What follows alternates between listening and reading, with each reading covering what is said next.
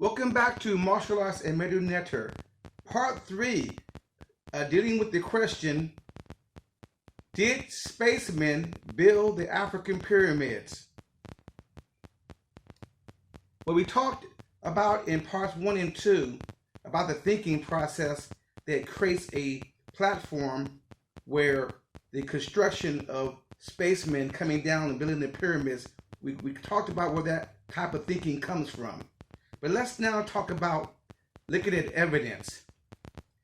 If you want to find out about the ancient African, the culture and technology of ancient Africans, you should read their books.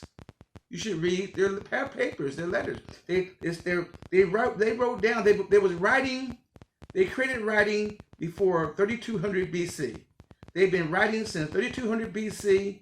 They wrote all the way and kept records of dynasties, kingdoms, monuments, taxing, literature, agriculture, making beer, making honey. All of those things were grapes, wine, bread. All of these things were written down. Their cosmologies, their mythologies, their love stories, their adventures, their wars, the battles, the kings, the everything was written down. So if you want to find out about the culture and technology of ancient Africans, simply learn to read hieroglyphics and read about it. If you can't, if you don't have the discipline to learn hieroglyphics, then go to writings, translations, trustworthy translations of the hieroglyphics of the records. Check the records. If you want to know what I do for a living, how do I make my money, you can come to my house, walk in my house, and look around. If you see a hammer on the table, you could speculate that I'm a carpenter. That's how I make my money. I'm a carpenter because you see nails and a hammer. But in truth, I'm not a carpenter. If you want to know about me, read my diary. My diary was on that same table. It was a book. It was my diary. I kept records of my life.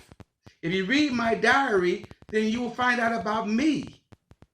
The same idea is used when you want to know about ancient Africans, about ancient Egyptians, ancient Kemites, who, just like knowing their real name, they're not really Egyptians. That's like saying Eskimo. They're not Eskimos, they're Inuits. They're not Egyptians, they're Kemetu.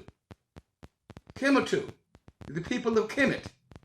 Okay, so first thing you do when you learn about them is what do they call themselves? Not what I call them. What do they call themselves? I call them Egyptians, but that's an error. They don't call themselves Egyptians. They wouldn't respond by that. They're called Kemet. The country's called Kemet, and they're Kemetu, people of Kemet, of the Black Land. Okay, second, if you want to know about their religion, their sciences, their culture, you want to know how their family structure, you need to read their diaries.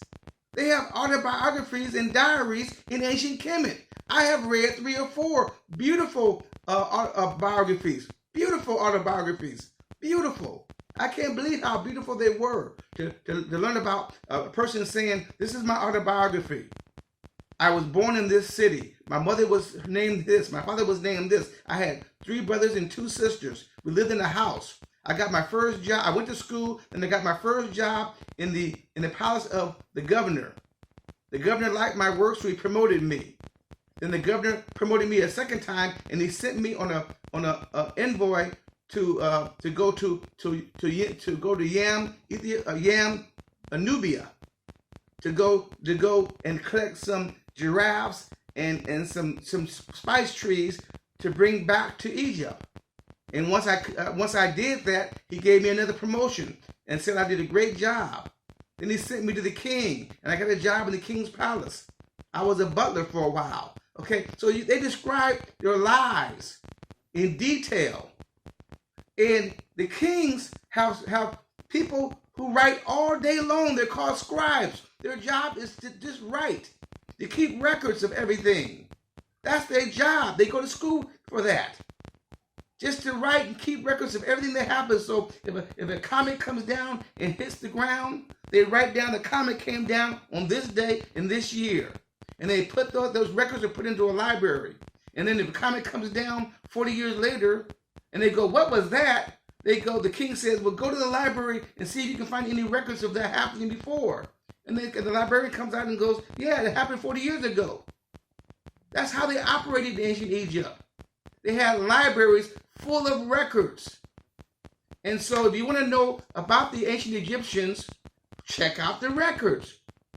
If they were spacemen flying in flying saucers, they would tell you there were spacemen visiting here with flying saucers.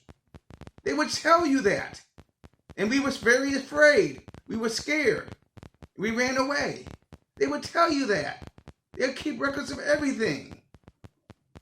So if you want to learn about anybody in the world, go first find out if they have a writing record-keeping tradition. If they do, read their records. Same with Rome, same with Greece, same with Ireland, same with Norway. You would go to find out about the ancient culture. You first check the records. Then the second thing you do is archaeology. You look for artifacts. You dig, you search for artifacts that support the records. Okay, I hope that's been helpful for you. And this is the end of part 3. I want you just to think about it. Hotel.